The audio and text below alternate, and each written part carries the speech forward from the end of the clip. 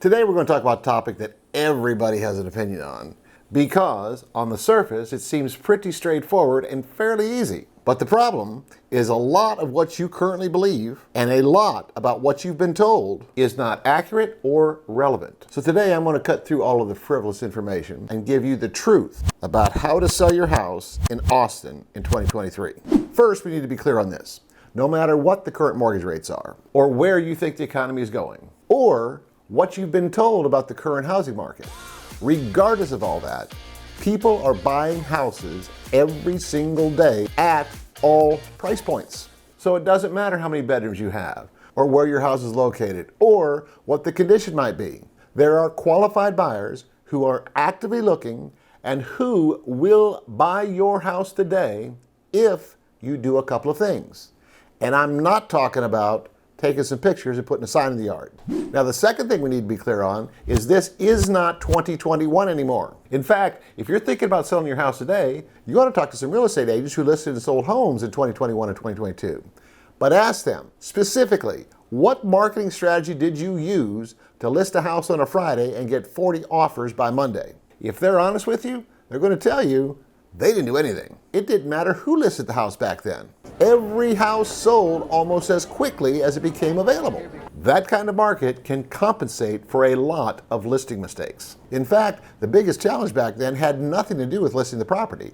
The biggest challenge was sorting through all the offers and figuring out which one was the strongest. Now, unfortunately, I have some bad news for you. No matter how much you wish for it, or hope for it, or pray for it, those days are not coming back. They are gone forever. And if you're going to be successful selling your house in 2023, the first thing you're going to need to do is accept that. And then figure out what skills are going to be necessary to be successful selling a home in the current market. Now, you might very well have those skills yourself, but you may find out that you're going to need to hire someone in order to get the job done. You know, I make these videos to provide information so that you can make better decisions when you're buying or selling real estate. But the only way I'll know is if you like them or if you find them useful is if you like the video, comment on it, or subscribe to my channel. Also, if you think about buying or selling real estate here in the Austin area, I would love to help you out. Shoot me a text or an email, or schedule a phone call on the YouTube channel page. But enough about that. Let's clarify what are some of the things that you need to sell a house in 2023. The first is an understanding of marketing.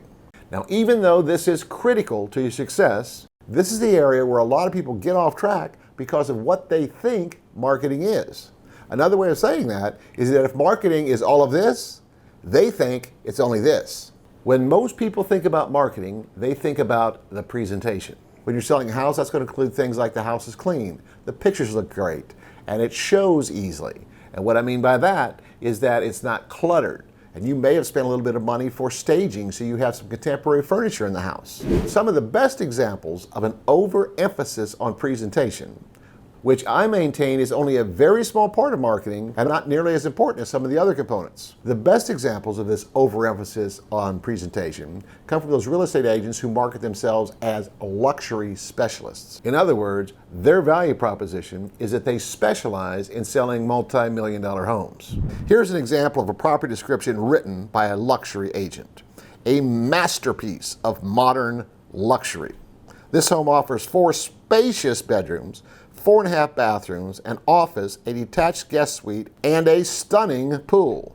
What exactly is a stunning pool? The open concept living area is bathed in natural light and offers captivating views. The gourmet kitchen features monogram appliances, a butler pantry, and an inviting island. The island is inviting you to what?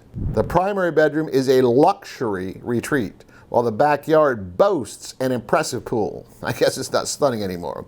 An ample space for outdoor activities. Experience opulence and elegance. Well, you get the idea.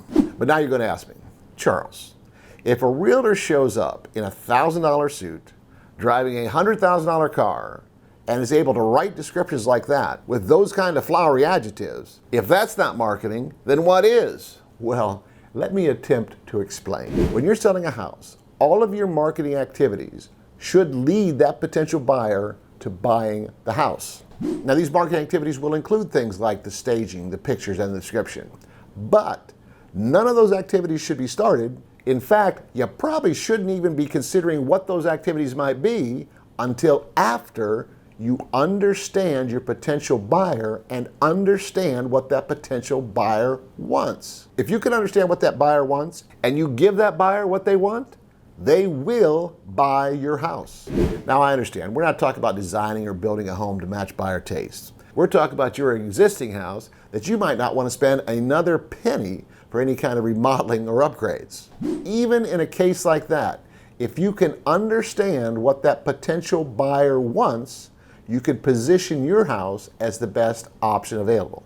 Now, two pieces of good news. Number one, virtually nobody does this. Every real estate agent out there is going to immediately jump to the marketing activities they're going to do to get the house sold. They're going to hold an open house, they're going to send a mass email, they're going to run Facebook ads, but they're going to talk about all these activities before they even give a single thought to what that buyer is looking for. Now, the second piece of good news is that understanding buyer wants is not nearly as difficult as you might think it is, because that buyer is probably a lot like you. What are some of the reasons that you chose to buy that house when you bought it? Remember this though, the major difference between you and that buyer is that you are now the owner, and you are going to have a tendency to overvalue everything about that house, and that buyer is going to put it under a microscope, find every defect, and attempt to devalue it. But if the overall value of your house, which does include the price, if that value is higher than anything else out there, that buyer will buy your house. Another way to explain all this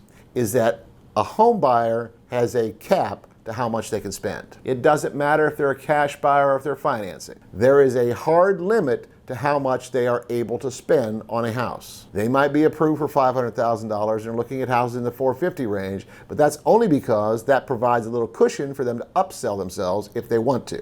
If they have a $500,000 approval or $500,000 in the bank, they can't magically go out and get another $200,000 and buy a $700,000 house. Once you understand this, the next step is to acknowledge that no matter what price range your house falls in, if a buyer is shopping in that price range, that buyer can buy any other house that's listed for the same amount. So it would be to your advantage to know exactly what else is listed out there in that same price range.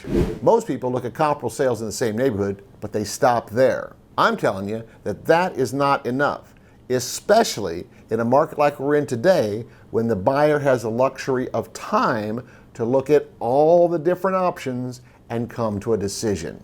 Let's say there were 4 houses in your neighborhood that sold for $450,000 in the last 90 days. So you price yours at $450,000.